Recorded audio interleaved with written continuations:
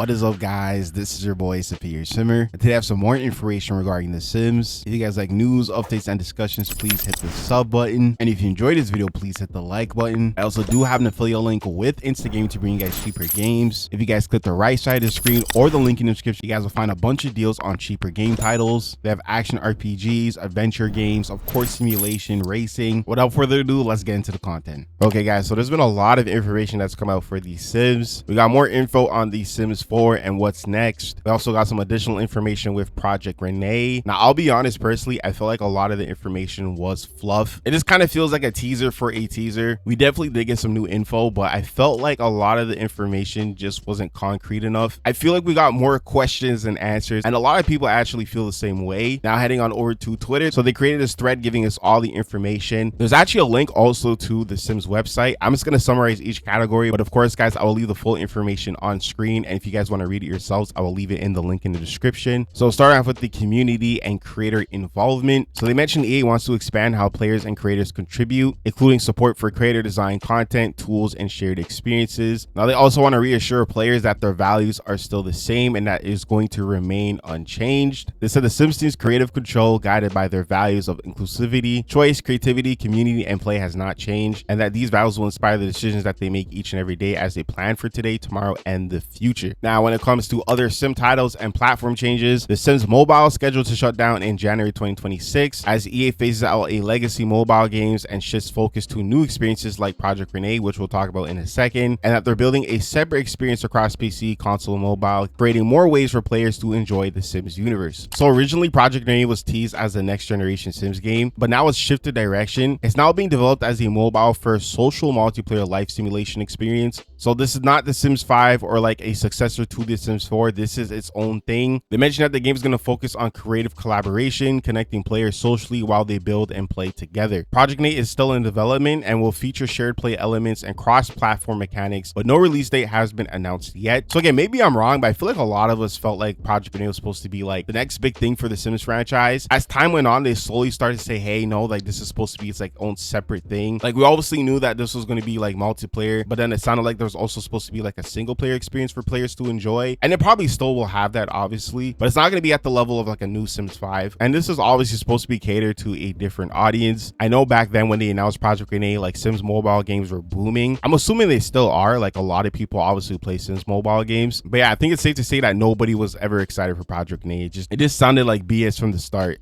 So kind of glad that it's confirmed to be what we all thought. Now regarding the Sims 4, there's going to be continued support and updates. So the Sims 4 continues to be a key focus for EA. The main life simulation will still experience updates and quality life improvements and content. More than half of the Sims development team is working on the Sims 4 and what EA calls the next evolution of the franchise, and that's the last thing we're going to talk about. And players can expect the Sims 4 to be supported with ongoing patches, base game improvements, and new content for the foreseeable future. So this was definitely like the biggest surprise. There was a lot of rumors going on saying that the royalties and legacy expansion pack would be the last expansion pack for the Sims 4, but this has been obviously debunked. I know for a lot of people they don't want to move on, so I feel like it makes sense. Like obviously Sims 4 still makes a lot of money, and even if they do make a Sims 5 or whatever comes next, there's still going to be a lot of people that want to continue playing the Sims 4. Now lastly, the next evolution. Now I just want to say off rip, like there has been no confirmation of a new Sims title or like a single player successor to the Sims 4. They just mentioned the next evolution and that was it. But based off the leaks, all the information, the Reddit post, they're definitely working on something that is supposed to be the successor of the Sims 4. But allegedly, EA is working on a separate unnamed single player successor or evolution to the Sims 4, and it's targeted for PC and console platforms. Unlike Project Renee, this project is aimed for players who want a deep life simulation gameplay, the kind fans traditionally expect from a Sims sequel. And this was coming from the Outlook Respawn. I will leave all the sources in the link in the description. I think based off everything going on, including the buyout, you know, we have other life simulation games that are already here or on the way. I think EA knows at this point that the Sims 4 is not going to like hold up to like other games like Inzoi. Like Inzoi's putting in work, man. Like I definitely got to like check back in with Inzoi because I'm seeing them come out with crazy updates. And again, Paralives is highly anticipated. I never actually got to make a whole separate video talking about that, but I definitely liked what I saw during the live stream. And again, I'm going into it knowing that that game is going to be in an early access state. I like what I see. Like I can see myself playing that game for hours with the content that's already there. So it'll definitely be interesting to see how this